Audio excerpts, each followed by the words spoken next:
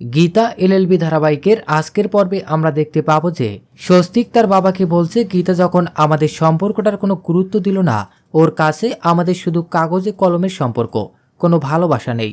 ও যদি মনে মনে করে থাকে যে ও চলে গেছে বলে আমি মন খারাপ করে বসে থাকবো, তাহলে ও ভুল ভাবছে। ও সবার সামনে ডিভোর্স পেপারে সই করিয়ে নিয়ে কি ভাবছে, আমি বাইরে যাব আর সেখান থেকে ফিরে এসে বিয়েও করব। মেহেক বলে, পাপা দাদা ভাইকে একা পাঠানো ঠিক হবে না, ওর মনের অবস্থা ভালো নেই, আমি ওর সাথে যেতে চাই। মেহেকের বাবা বলে, তোমার সংসারের কি হবে? মেহেক বলে, আমি সামলে নেব। কাকিমণিও বলে, হ্যাঁ দাদা, আমাদের বাড়ির কেউ যদি ওর সাথে থাকে তাহলে আমরাও নিশ্চিন্তে থাকতে পারবো। মেহেক মনে মনে বলে, আমার সংসারের যা হাল, সেখানে আমি থাকলেও কিছু না আর না থাকলেও কিছু না। মেহেক গীতাকে ফোন করে বলে দাদাভাই বাইরে যাচ্ছে আর সেখান থেকে এসে কাব্যাকে বিয়ে করবে। তুমি আগুন নিয়ে খেলা বন্ধ করো, এই আগুনে সব পুড়ে ছাই হয়ে যাবে। গীতা মেহেককে বলে, কিছু হবে না, তুমি চিন্তা করো না।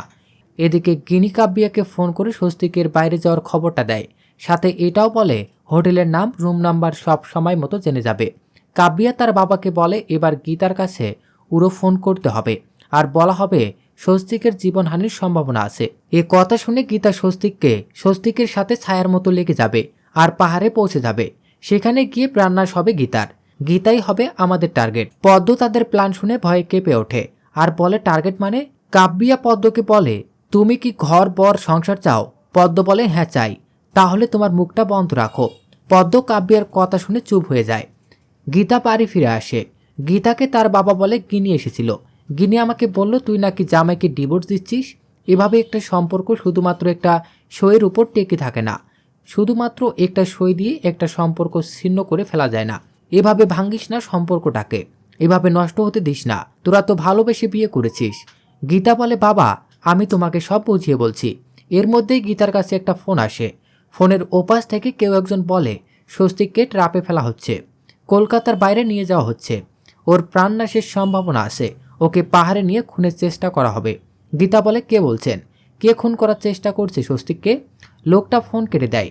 গীতা তার বাবাকে জিজ্ঞেস করে, আমাকে একটা সত্যি কথা বলবে বাবা, তোমাকে কেন মারার চেষ্টা করা হয়েছিল? তোমাকে খুন করতে চাওয়ার মোটিভ কি ছিল? তুমি আমাকে বলো, আমি কাউকে বলবো না। গীতা তার বাবাকে অনেক জোর করে, কিন্তু তার বাবা গীতাকে কিছু না বলেই চলে যায়। এদিকে কাব্যা তার বাবাকে জানায় গীতা টোপ গিলেছে, এবার হবে আসল খেলা। গীতার জন্য আমি মুখার্জি বাড়ির চৌকাঠ থেকে ফিরে এসেছি।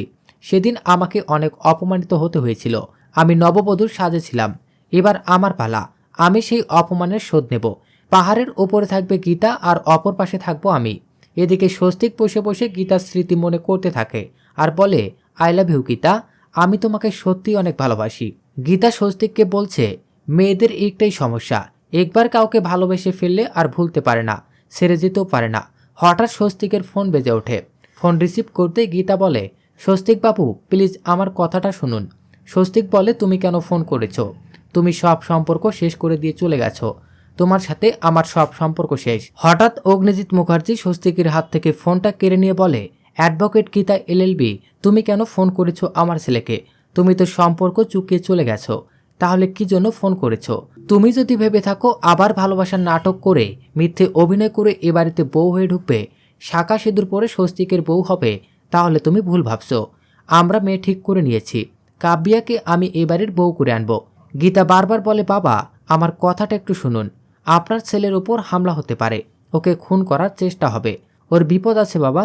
অগ্নিজিৎ মুখার্জি বলে, ওর একমাত্র বিপদ ছেলে তুমি, তোমাকে বাঁচাতে গিয়ে বারবার ও বিপদের মুখে পড়েছে, ওর প্রাণহানি ঘটতে পারত শুধু তোমার জন্য, তুমি আর ওকে ফোন করবে না, আমি তোমার নাম্বার ব্লক করে দিচ্ছি। এই বলেই অগ্নিজিৎ মুখার্জি ফোনটা কেটে দিয়ে গীতার নাম্বার ব্লক করে দেয়। এদিকে মেহেক গীতাকে ফোন করে। গীতা তাকে বলে, তোমার দাদার জীবনে ঝুঁকি আছে। কিন্তু মেহেক গীতাকে বলে, তাহলে তুমি যদি সত্যি আমার দাদাকে ভালোবেসে থাকো তাহলে বাঁচাও তাকে। আমার দাদা বারবার তোমাকে বাঁচিয়েছে, তোমার বিপদে ঝাঁপিয়ে পড়েছে, এবার তুমিও ওকে বাঁচিয়ে প্রমাণ করো যে তুমি আমার দাদাকে ভালোবাসো। মেহেক গীতাকে বলে তাদের সাথে যেতে, আর গীতাও যেতে রাজি হয়ে যায়। সে বলে, আচ্ছা বেশ আমি যাব, আর আমি স্বস্তিক বাবুর প্রাণ বাঁচাবো। গীতার কথা কেউ আড়াল থেকে শুনে কাব্যাকে জানিয়ে দেয়। কাব্যা বলে, এবার বাকিটা আমি দেখে নেব। তো দর্শক, এই ছিল গীতা এলএলবি ধারাবাহিকের আজকের আপডেট। পরবর্তী আপডেট সবার আগে পেতে আমাদের চ্যানেলটি এখনই সাবস্ক্রাইব করুন।